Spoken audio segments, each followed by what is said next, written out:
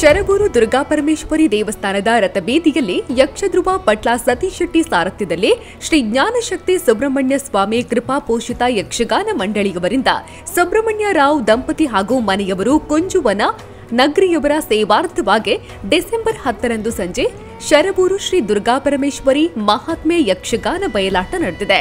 ಸಂಜೆ ಪಾವಂಜೆ ಮೇಳದ ದೇವರನ್ನ ಅಲಂಕಾರನಿಂದ ಪೂರ್ಣ ಕುಂಭ ಸ್ವಾಗತ, ಚೆಂಡೆ, ಭಜನೆ, ಕೋಲಾಟ, ನೃತ್ಯದೊಂದಿಗೆ ಸ್ವಾಗತಿಸಿ ನಂತರ ಅಲಂಕಾರನಿಂದ ಶರಬೂರು ದುರ್ಗಾಪರಮೇಶ್ವರಿ ದೇವಸ್ಥಾನದವರೆಗೆ ಮೆರವಣಿಗೆ ನಡೆಯಿತು. ನಂತರ ಮೇಳದ ಚೌಕಿ ಪೂಜೆ ನಡೆದು ಯಕ್ಷಗಾನ ಪ್ರಾರಂಭವಾಯಿತು. ನಂತರ ಸಭಾ ಕಾರ್ಯಕ್ರಮ ನಡೆದು ಯಕ್ಷಧ್ರುವ ಪಟ್ಲ ಫೌಂಡೇಶನ್ ಸ್ಥಾಪಕಾಧ್ಯಕ್ಷ ಪಟ್ಲ ಸತೀಶ್ ಶೆಟ್ಟಿಯವರಿಗೆ ಗೌರವಾರ್ಪಣೆ ಕಾರ್ಯಕ್ರಮ ನಡೆಯಿತು. ಮುಖ್ಯ ಅತಿಥಿಗಳಾಗಿ ರಾಜ್ಯ ಧಾರ್ಮಿಕ ಪರಿಷತ್ತಿನ ಸದಸ್ಯೆ ಶ್ರೀಮತಿ ಮಲ್ಲಿಕಾ ಪಕ್ಕಳ, ಪುತ್ತೂರು ಅಕ್ಷಯ ಕಾಲೇಜಿನ ಸಂಚಾಲಕ ಜಯಂತ್ ನಡುಬೈಲು, ಜೀರ್ಣೋದ್ಧಾರ ಸಮಿತಿಯ ಅಧ್ಯಕ್ಷ ಹೇಮಂತ್ ರೈ ಮನವಳಿಕೆ ಗೊತ್ತು, ಜೀರ್ಣೋದ್ಧಾರ ಸಮಿತಿ ಸದಸ್ಯ ದಯಾನಂದ ರೈ ಮನವಳಿಕೆ ಗೊತ್ತು, ವ್ಯವಸ್ಥಾಪನಾ ಸಮಿತಿ ಸದಸ್ಯರಾದ ರಾಧಾಕೃಷ್ಣ ರೈ ಪರಾರಿ ಗೊತ್ತು, ದುರ್ಗಾಂಬಾ ಕಲಾ ಸಂಗಮದ ಅಧ್ಯಕ್ಷ ಗೋಪಾಲಕೃಷ್ಣ ಭಟ್ ಹಾಗೂ ಹಲವರು ಉಪಸ್ಥಿತರಿದ್ದರು.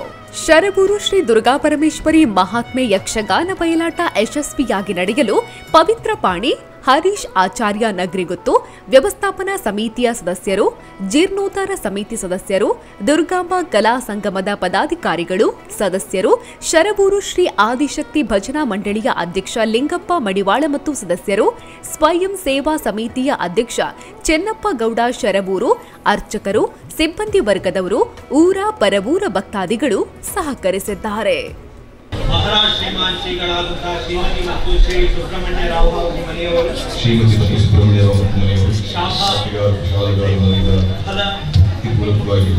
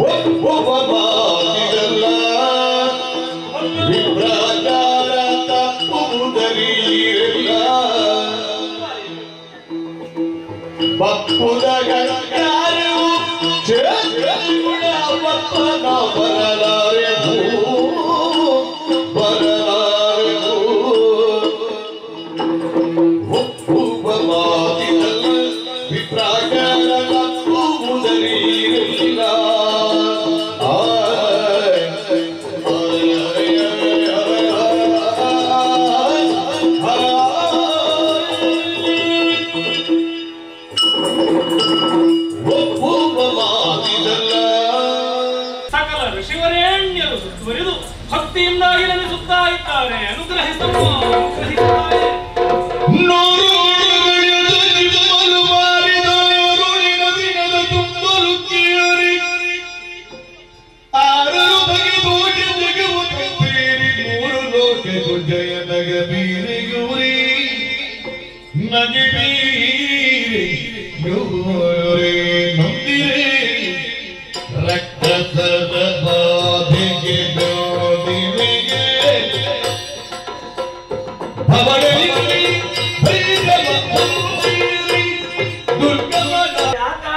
ಪ್ರತ್ಯಕ್ಷೀಕರಿಸಿಕೊಂಡಿಸಿ ಮಗನೇ.